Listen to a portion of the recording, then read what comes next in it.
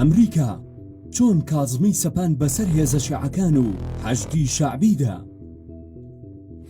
بەر لە چەند مانگێک لە زەوی و ئاسمانەوە ئاگربارانی بنکەکانی ئەمریکایان دەکرد، هەڕەشەیان لە دار و بەرد ئەکرد، لە ڕێگەی کوتلەی ئەکبەرەوە دەستیان بەسەر پەرلەمان و حکوومەت داگرتە بوو، زۆریان بۆ سەرۆکۆمار و سەرۆکی پەرلەمان هێنا بوو، ئاڵۆزخانەی ئەمریکایان دەسووتاند، خۆپشاندەرانیان خەڵتانی خوێن دەکرد.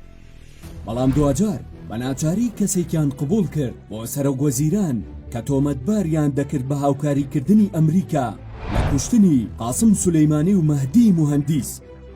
ڕۆژی نوێی ئایار سەرۆکوەزیرانی تازە دەست بەکار بوو مۆستەفا کازمی لە ڕێکردنێکی هاوشەوەی ئۆباما لە بەردەم مایکێک بە متمانە بەخۆبوونێکی زۆرەوە لە وتارێکی دووخولەکی کە کورتترین وتاری سەرۆکوەزیرانەکانی عێراقا ئەوەی 6 مانگ بوو بە عەبدولمەهدی نەکرابوو کردی.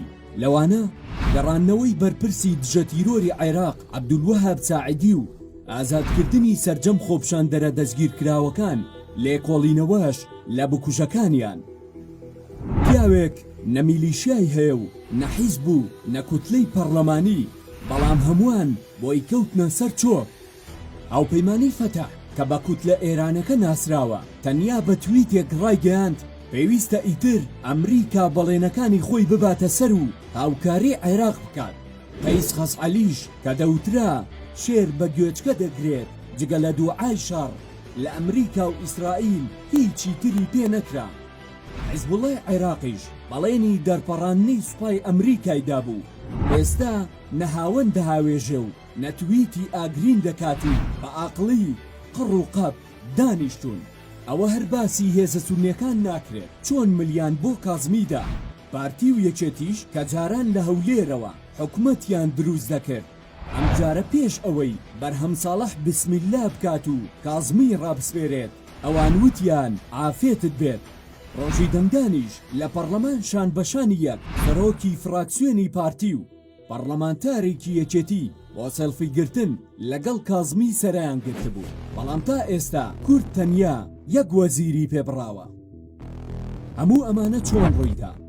دوای دەست بەکاربوونی عەبدولمەهدی وەک سەرۆکوەزیران ئەمریکا پاش 6 مانگ بۆی دەرکەوت. عەبدولمەهدی زۆر لەوە لاوازترا کە ئەوان چاوەڕێیان دەکرد بۆ یەکاتێک دۆخی خۆپشاندەران لە عێراق هاتە پێش، هێزە شیعەکان دابەش بوون بەسەر بەرەی خۆپشاندەر و بەرەی دژی. ئەمریکاوە بەرهێنانی لەسەر ئەم دابەشبوونە کرد و وەزیری دەرەوەی ئەمریکا بە تویتە بەردەوامەکانی بۆ خۆپشاندەران و بەدەیان راپۆرتی ڕۆمانسی میدیاکانی ئەمریکا هەم بەغداد و هەم بەیروتی هەژاند. لە بەیروت حکومەتی گۆڕی و لە عێراقیش پاش ئەوەی دڵنیا بوو بەدیلی هێزە شیعەکانی سەر بە ئێران هەیە و ئامادەن پشگیری کاندیدێکی بەهێز بکەن کە کوتلەی سائیرون و حیکمە و نەچڕ بوون، ئەمریکا سەرەتا بەهێنانی محەممەد تۆفیق عەلاوی تاقی کردنەوە، پاشان بە عەدنان زورفی هەڕەشەی لێکردن کە کاندیدێکی توندڕەوی دژە میلیشیا بوو، تا کارگەیشتە ئەوەی هەمووان بە کازمی ڕازی ببن. بە بەکارهێنانی پێگەی سەرۆکۆمار ئەنجامیدا بە ڕەتکردنەوەی چەندین کاندیدی بەرەی ئێرانی. ئەو هێزەی سەرۆکۆمار نەهی پارتی و یەکێتیە نەهی کوتلەی پەرلەمانیە، بەڵکو هێزێکە تاران و ئەنقەرە دەلەرزێنێت. لایەنە شیعەکان هەستیان بە مەترسیە جدیەکە کردبوو کە ڕەنگە حاکمێکی سەربازیان بەسەردا بسەپێنن ئەگەر کازمی ڕەت بکرایەتەوە. دوای دەست بەکاربوونیشی یەکەمین کەس پیرۆزبایی لێکرد مایک پۆمپیۆ بوو، بەڵام تەلەفونەکەش بێدیاری نەبوو. ئەویش تازەکردنەوەی لێخۆشبوونی ئەمریکا بوو بۆ هەناردەکردنی کارەبا و غاز لە ئێران لە 30 ڕۆژەوە بۆ 120 ڕۆژ. ئێستا ئەمریکا لە ڕێگەی سەرۆکۆمارێکی خاوەندوو پەرلەمانتار لەگەڵ سەرۆکوەزیرێکی بێکوتلە و بێحزب هەمووانی ملکەت کردووە.